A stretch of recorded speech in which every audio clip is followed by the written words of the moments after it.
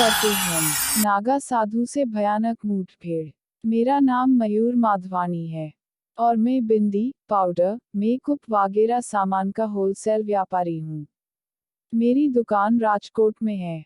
वैसे तो मैं भूत प्रेत और अन्य पारलौकिक शक्तियों में मानता नहीं हूँ, पर एक दिन मेरे खुद के रियल अनुभव ने मेरी हुरी हेकड़ी निकाल कर रख दी।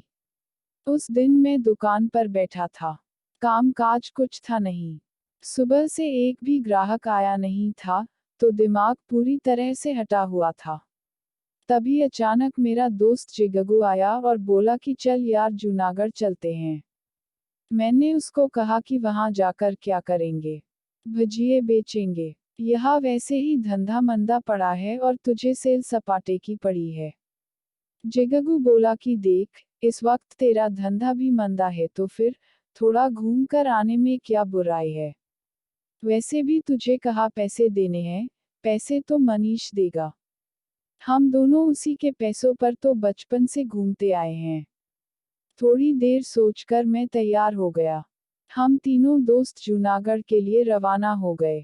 पता नहीं उस टाइम क्या त्योहार था, पर जूनागढ़ में काफी भीड़ थी। हर तरफ लंगोट में लिपटे नागा साधु घूम रहे थे। काले, गोरे, नाटे, मोटे सब साइज के नागा साधु वहां घूम रहे थे। हम तीनों दोस्त उन्हें देखकर एक दूसरे के सामने हंसते मजाक करते वहां घूमने लगे। तभी मनीष बोला कि चलो गिरनार पर्वत पर चढ़ने जाते हैं।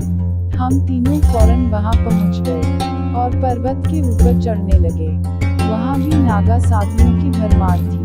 जिगगू बोला कि देख मयूर, अगर तेरा धंधा यूं ही मंदा चलता रहा तो तू भी लंगोट धारण करके यहाँ सेट हो जाना। हर साल हम तुझको मिलने आएंगे। मुझे हंसी तो आई, पर जिगगू पर गुस्सा भी आया। मैं उसे पकड़कर पीटने के लिए उसके पीछे भागा। दौड़ लगाते हुए थोड़ी ही दूर जाकर जिगगू सोते हुए एक नागा बाबा साधु के ऊपर गिर पड़ा। उस साधु ने जिगगू के बाल पकड़कर उसे पैरों से पीटना शुरू कर दिया।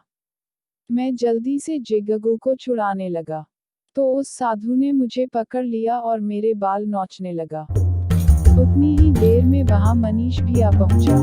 फिर हम तीनों ने मिलकर उस साधु को धोया। हमारा झगड़ा देखकर वहां कई लोग जमा हो गए। उस नागा साधु ने और दो साधु को बुला लिया। अब हमें डर लग रहा था, चूंकि गिरनार पर भी नागा साधु अनगिनत थे। हम तीनों चुपचाप पर्वत के ऊपर की ओर जाने लगे। हमने मुड़ कर देखा तो वह तीनों नागा साधु हमारे पीछे आ रहे थे। अब हम तीनों की फट रही थी, दिल भी जोरों से धक रहे थे। 3 लंगोटधारी पहाड़ी साधु हमारे पीछे इस तरह आ रहे थे जैसे अभी पकड़कर हमें नीचे ही फेंक देंगे। हम पहाड़ के ऊपर तक जा पहुंचे और रुक गए। वह तीनों हमारे पास आए और उन्होंने सीधा जिगगू को पकड़ा।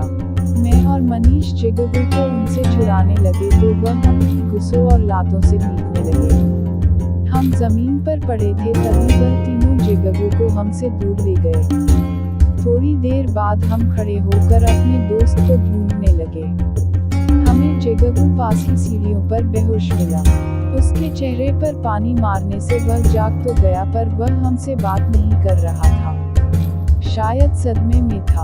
उसे संभाल कर वहां से उसके घर ले गए। फिर हमें जिगगू ने बताया कि उन 3 नागा साधु ने उसे किसी अंधेरे कोने में बैठाकर तांत्रिक मंत्रोच्चार किए और भभूत मिला पानी जबरदस्ती पिलाया। फिर उन्होंने कहा कि हम कुछ समय बाद तुम्हें लेने आएंगे और हमेशा के लिए तुमको हमारी बिरादरी में आ जाना होगा। और फिर वह तीनों मेरे सामने गायब हो गए। उस घटना के बाद जिगगू दिन पर दिन पागल सा होने लगा। उसे अपने घर में भी वह 3 नागा साधु नजर आते थे। उसने मुझसे और मनीष से बात करना भी छोड़ दिया है। उसके घर वाले भी समझ नहीं पा रहे हैं कि जिगगू को कैसे ठीक करें। बार बार जिगगू यही बोलता रहता कि मुझे वह लोग लेने आएंगे, मुझे उनके साथ जाना होगा, मैं नहीं गया तो वह मुझे मार देंगे। हमने पुलिस फरियाद भी की, लेकिन पुलिस वालों को इस मामले में कोई तुक नजर नहीं आया।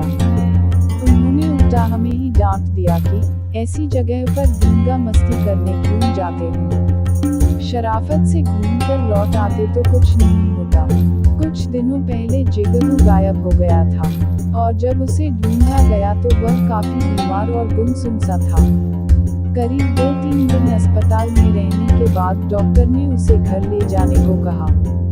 उसी रात जिगरू को हार्ट अटैक आया और उसकी मौत हो गई।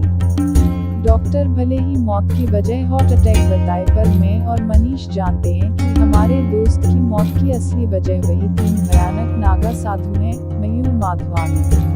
अगर आप लोगों को हमारी स्टोरीज पसंद आई हो तो प्लीज हमारे चैनल को सब्सक्राइब करना ना भूल और साथ में बेल आइकन्स को भी प्रेस करना ना भूल। Thank you.